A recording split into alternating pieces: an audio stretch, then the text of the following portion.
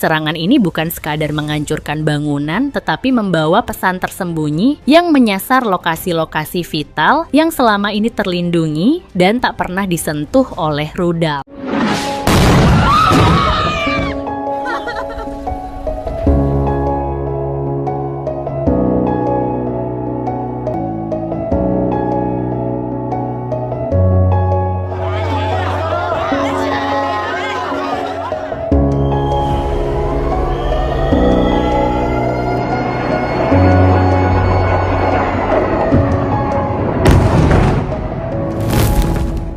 Perang ini belum menunjukkan tanda-tanda berhenti.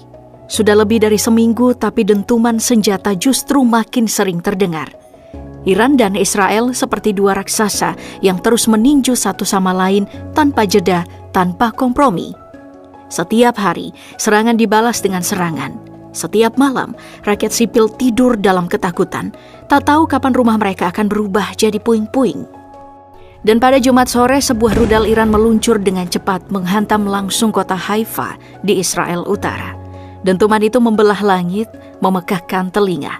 Alarm darurat meraung dari segala penjuru. Sekitar 10 juta orang sontak panik, berlarian mencari perlindungan, menyelamatkan diri ke bunker-bunker bawah tanah. Di tengah kekacauan itu, satu perempuan dikabarkan tewas. Puluhan lainnya luka-luka. Suasana pun berubah jadi neraka. Namun serangan tak berhenti di situ. Tak lama setelahnya, sebuah rumah sakit besar di Israel Selatan turut terkena imbasnya. Dinding retak, kaca pecah, alat-alat medis porak-poranda.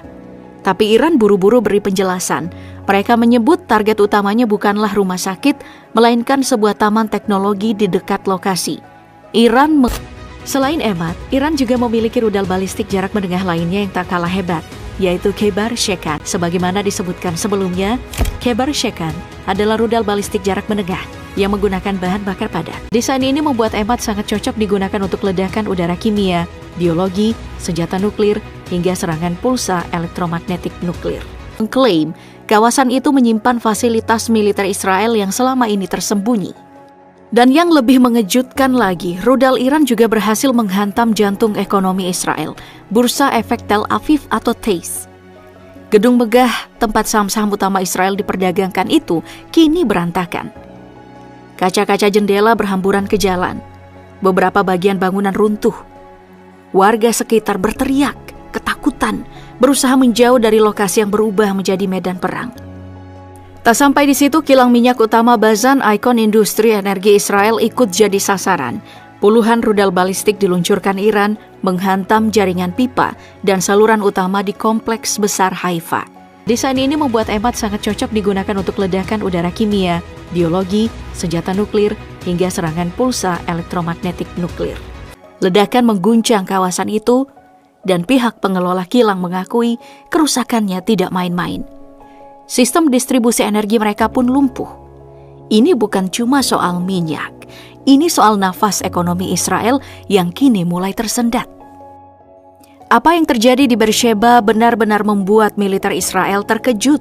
Untuk pertama kalinya sejak konflik ini memanas, muncul dugaan bahwa Iran mulai menggunakan bom klaster, jenis senjata yang mampu menyebar puluhan amunisi kecil dalam satu kali hantaman. Kecurigaan ini muncul setelah ditemukannya jejak ledakan dari serpihan-serpihan kecil di beberapa titik kota Beersheba, wilayah selatan Israel. Bekas luka tanah, pola penyebaran, dan dampak kerusakan di sejumlah lokasi memperlihatkan satu hal. Besar kemungkinan rudal balistik Iran kali ini membawa hulu ledak bom klaster. Salah satu pecahan bom kecil itu menghantam tempat penitipan anak. Bayangkan, anak-anak balita berada hanya beberapa meter dari ledakan. 2 rumah warga di sekitarnya juga rusak, meski tak ada korban jiwa. Menurut keterangan polisi dan tim medis, kejadian ini tetap menorehkan trauma mendalam bagi warga. Kerusakan paling mencolok itu terlihat di pusat penitipan anak Koel Kabat. Api sempat berkobar sesaat setelah ledakan, namun tim pemadam kebakaran bergerak cepat memadamkan. Di saat yang sama, unit militer langsung turun tangan, berusaha mengungkap apa sebenarnya yang terjadi. Dan dugaan itu diperkuat, di mana pada hari Kamis Komando Front Dalam Negeri IDF menyatakan bahwa Iran memang telah menembakkan setidaknya 1 rudal balistik bermuatan bom klaster ke kawasan Israel Tengah.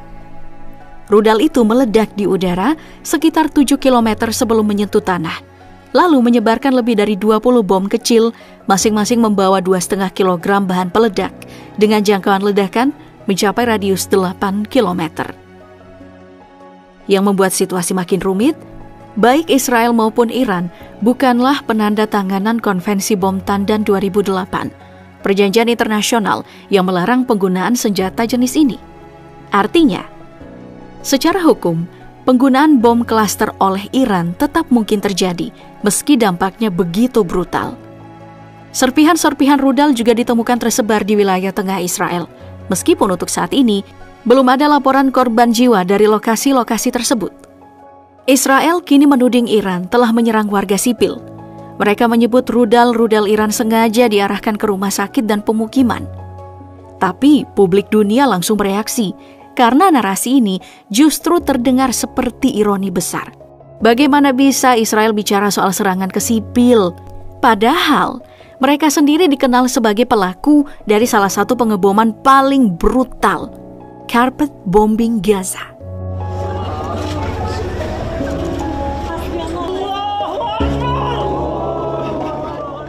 Iran sudah buka suara.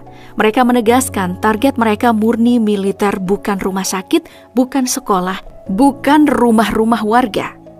Tapi tudingan dari Tel Aviv tetap dilontarkan ke media, seolah lupa bahwa hanya setahun lalu, tahun 2023, Israel mengguyur Gaza dengan bom. Bom-bom itu pun tidak pilih tempat. Rumah sakit dihantam, kamp pengungsian rata dengan tanah. Ribuan orang tewas tanpa ampun, tanpa peringatan. Saat itu, dunia menyaksikan bagaimana serangan sistematis Israel benar-benar mengubah Gaza jadi ladang kehancuran. Istilah carpet bombing bukan lagi kiasan. Itu nyata. Bom dijatuhkan begitu banyak, begitu merata, hingga tanah Gaza seperti diselimuti karpet api. Ini mirip dengan strategi Amerika saat menggempur Irak pada tahun 2003, melenyapkan segalanya, bukan hanya target militer. Yang jadi korban? Warga sipil, perempuan, anak-anak. Dari total 2,3 juta penduduk Gaza, sebagian besar kehilangan akses listrik, air, dan tempat aman. Mereka tak bisa lari. Tak ada jalan keluar. Hujan bom terus-menerus menghantam kota sempit itu. Laporan dari otoritas kesehatan Gaza menyebut lebih dari 1.000 nyawa hilang karena serangan bom tersebut. Tapi kekejaman Israel tak berhenti pada pengeboman. Ada satu praktik lain yang jauh lebih mengerikan. Menggunakan warga sipil Palestina sebagai tameng manusia. Dan ini bukan sekadar tuduhan. Human Rights Watch, B'Tselem, Amnesty International, semuanya sudah dokumentasikan praktik ini. Bahkan para cendekiawan menyebut IDF adalah satu-satunya militer modern yang secara sistematis menggunakan tameng manusia dalam operasi tempurnya. Menurut laporan B'Tselem, tentara IDF secara terang-terangan memaksa warga sipil Palestina berdiri di garis depan atau menempatkan mereka di area berbahaya. Bahkan ada kasus di mana warga diminta menyingkirkan benda mencurigakan yang bisa saja berisi bom, sementara tentara Israel menunggu di belakang. Jadi ketika Israel hari ini menuding Iran menyerang warga sipil, publik dunia bertanya balik, siapa sebenarnya yang selama ini menargetkan mereka? Iran akhirnya resmi menurunkan senjata strategis andalannya ke medan perang, rudal balistik Sejil. Dalam gelombang serangan terbarunya terhadap Israel, militer Iran menyatakan bahwa peluncuran rudal ini merupakan bagian dari operasi besar yang mereka beri nama True Promise 3. Hasilnya, beberapa fasilitas penting milik Israel berhasil dihantam, termasuk pangkalan udara dan kantor intelijen yang diklaim sangat vital. Serangan ini bukan hanya sekadar untuk kekuatan. Penggunaan Sejil menjadi titik balik dalam eskalasi bersenjata antara dua musuh bebuyutan ini. Sejil merupakan rudal 2 tahap berbahan bakar padat dengan jangkauan operasional hingga 2.000 km, cukup untuk menjangkau seluruh wilayah Israel dan bahkan beberapa bagian Eropa Tenggara. Bahkan dalam konfirmasi resminya, Militer Israel menyebut bahwa 8 rudal telah diluncurkan dari Iran. Mereka mengklaim semuanya berhasil dicegat, namun laporan media lokal justru menyebut sebaliknya. Beberapa rudal dikabarkan dan menganggap Iran hanya sedang menjalankan propaganda dalam negeri. Namun kini, klaim tersebut tak lebih terdengar seperti gurauan belaka, karena rudal Hatz-Qassam telah berhasil menembus seluruh sistem pertahanan udara canggih dari Israel. Bahkan jatuh di area terbuka, termasuk wilayah Tel Aviv Raya dan kawasan tepi barat yang masih diduduki. Namun Sejil bukan satu-satunya senjata mematikan yang disiapkan Teheran. Dunia kini menanti apakah Iran juga akan mengerahkan rudal terbarunya, Khorramshahr 4, atau yang lebih dikenal dengan nama Khaybar. Rudal balistik ini menjadi perhatian besar para pengamat karena disebut-sebut sebagai salah satu sistem senjata paling canggih yang pernah dikembangkan Iran.